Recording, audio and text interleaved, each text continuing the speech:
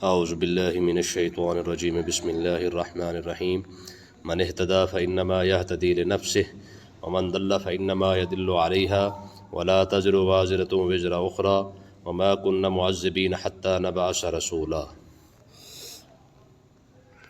پچھلے سبق کے اندر ہم نے یہ بات پڑھی تھی کہ اللہ تبارک و تعالیٰ نے ارشاد فرمایا کہ انسان کو قیامت والے دن اس کے نامہ اعمال اس کے سامنے رکھ کے کہا جائے گا کہ تو خود ہی پڑھ لے، اور جب انسان اپنا نامہ اعمال پڑھے گا اور اسے جو پڑھوایا جائے گا جب، تو وہ خود ہی شرمندہ ہو جائے گا۔ تو رب فرمائے گا کہ بتا، یہ تیرا نامہ اعمال تجھے منظور نہیں، تجھے قبول نہیں ہے، تو میں اسے کیسے قبول کر لوں؟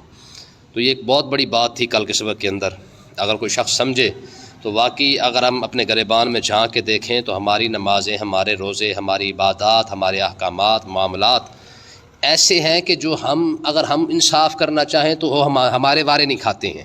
تو پھر بتائے کہ جنت جیسی اعلیٰ چیز ہمارے جیسے ادنا معاملات بھی خراب کر بیٹھے ہیں، وہ کیسے حقدار ہو سکتے ہیں؟ تو اللہ تبارک و تعالیٰ یہ انسان سے خود فیصلہ کروائے گا۔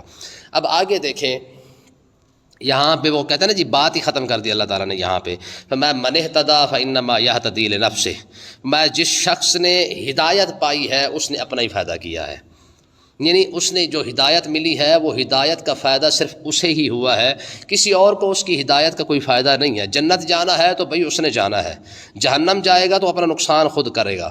اگر اپنی آخرت صحیح کر رہا ہے، اپنی قبر کو جنت کے باغ بنا رہا ہے، اپنے معاملات قیامت والے دن اگر اس کے ٹھیک ہو رہے ہیں تو فائدہ بھی تو وہی اٹھا رہا ہے۔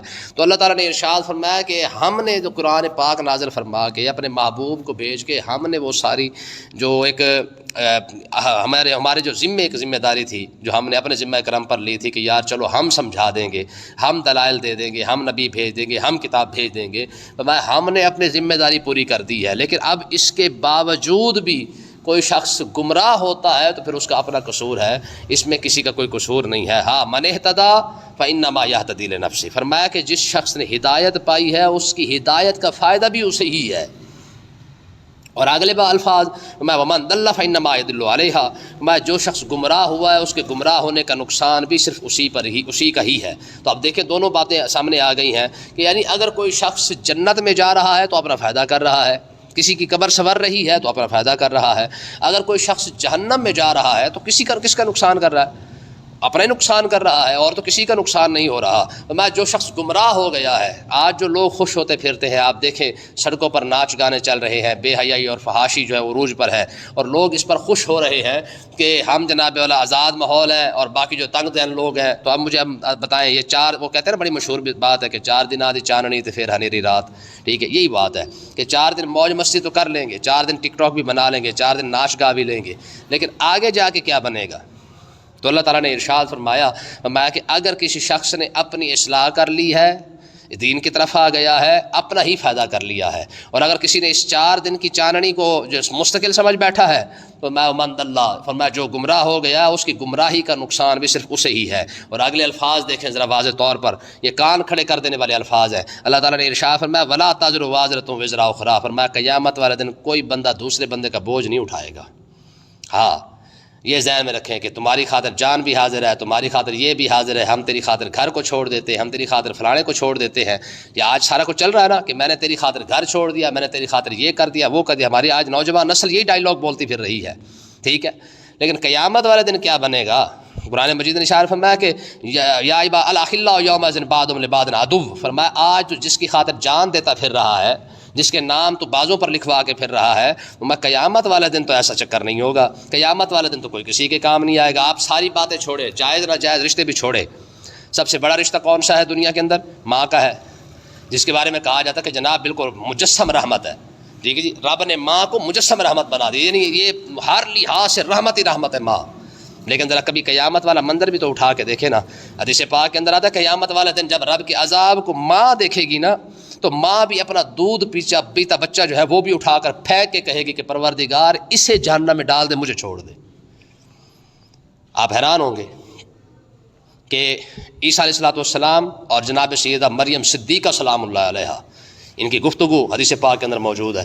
قیامت، اور ہمارے بزرگ فرماتے ہیں کہ قیامت والے دن عیسیٰ علیہ السلام کی والدہ جناب سیدہ مریم صدیقہ سلام اللہ علیہا آپ عیسیٰ علیہ السلام کے پاس آ کے کہیں گے عیسیٰ میں تیری ماں ہوں، میں نے تیری خاطر دکھ سہے، میں نے تیری خاطر تانے سہے، میں کنواری تھی اور تو میرے پیٹ سے جو ہے وہ پیدا ہوا تو لوگوں نے ہزار باتیں کی، میں نے تیری خاطر برداشت کی۔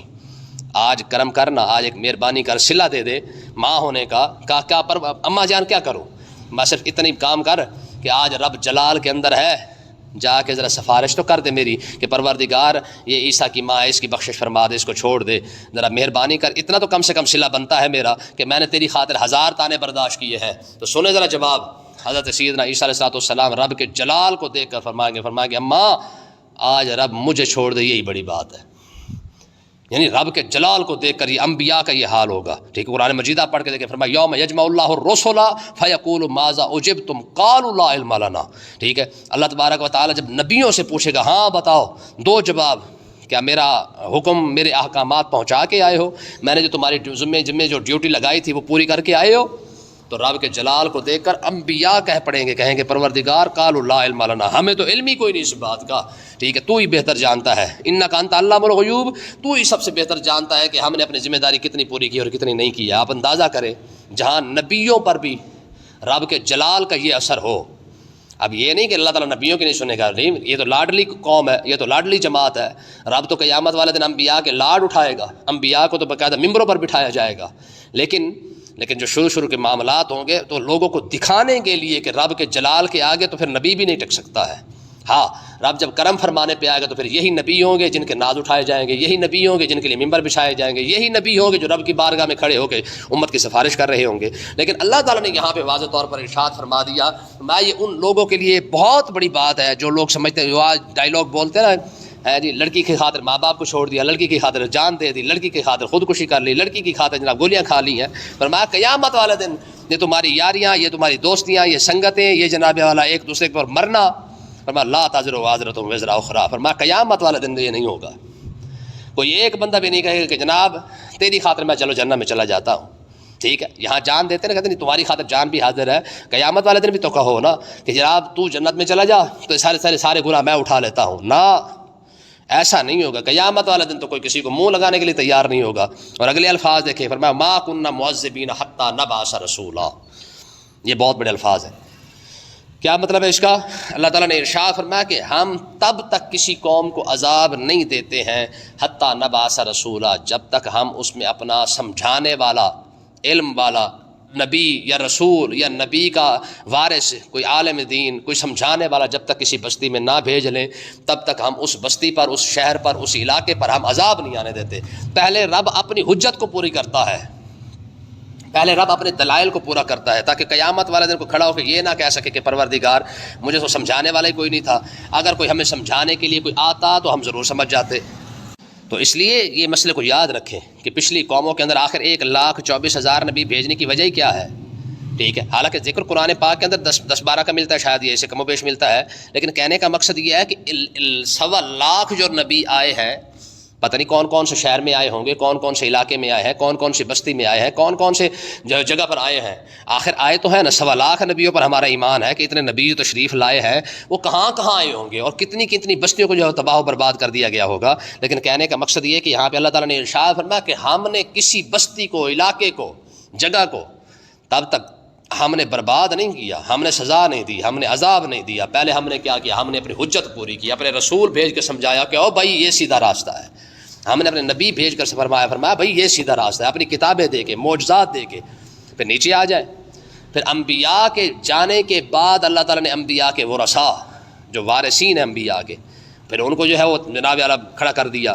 پھر علماء جگہ جگہ علاقے کے اندر پہنچے، انہوں نے جناب اعلیٰ جا کے تبلیغ کی، جا کے لوگوں کو سمجھایا کہ بھائی ایسے نہیں، ایسے ہے۔ اولیاء تشریف لائے، پھر علماء تشریف لائے، محدثین، مفسرین، بڑے بڑے لوگ کھڑے ہوئے لوگوں کو سمجھانے کی خاطر۔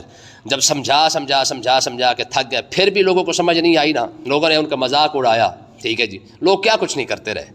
لیکن آج ائمہ مساجد کا مذاق اڑایا جاتا ہے، ان کی توہین کی جاتی ہے، مذاق تو بہت بڑی بات ہے۔ مذاق تو اڑایا جاتا ہے بڑے علماء کا، جو امامت نہیں کرواتے ہیں، جو خطابت کرتے ہیں یا ان کے دیگر مصروفیات ہیں، مذاق تو ان کا اڑایا جاتا ہے۔ ائمہ مساجد کی تو توہین کی جاتی ہے باقاعدہ، ٹھیک ہے۔ لیکن یہ سلسلہ کوئی نیا نہیں ہے، میں تو بار بار آپ کو بتاتا رہتا ہوں کہ یہ سلسلہ بہت پرانا ہے۔ انبیاء کے ساتھ قالوا انما انما نحن مستہزئون، ٹھیک ہے، یہ کہتے آئے ہیں کہ بھئی ہم تو مذاق کر رہے تھے، لیکن رب نے فرمایا قل اب اللہ و آیاتی و رسولہ کنتم تستہزئون، فرمایا مذاق کرنے کے لیے ملا بھی اللہ اور اللہ کا رسول ہی ہے۔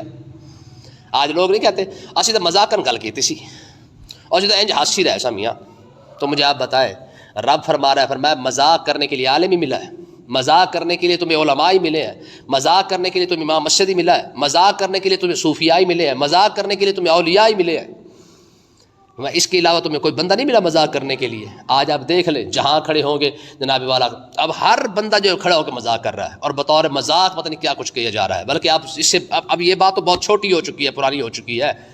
یار اس امت نے اپنے نبی کی سنتوں کا مذاق نہیں اڑایا، باقاعدہ ہنسے، باقاعدہ اس پر جناب والا ٹک ٹاک بنائی، اس پر ویڈیو بنائی گئی، پگڑی کا مذاق اڑایا، داڑھی کا مذاق اڑایا، نمازوں کا مذاق اڑایا، حتیٰ کہ لوگوں نے احرام کا مذاق اڑایا جو حاجی پہن کے جاتے ہیں۔ تو کہنے کا مقصد یہ کہ ہر ایک بات، کون سی بات ہے جس میں اس امت نے اپنے نبی کی سنتوں کا، اپنے نبی کے طریقوں کا جو مذاق نہیں اڑایا؟ کبھی غور تو کر کے دیکھتے نا کہ آخر مولوی نے داڑھی کیوں رکھی ہے؟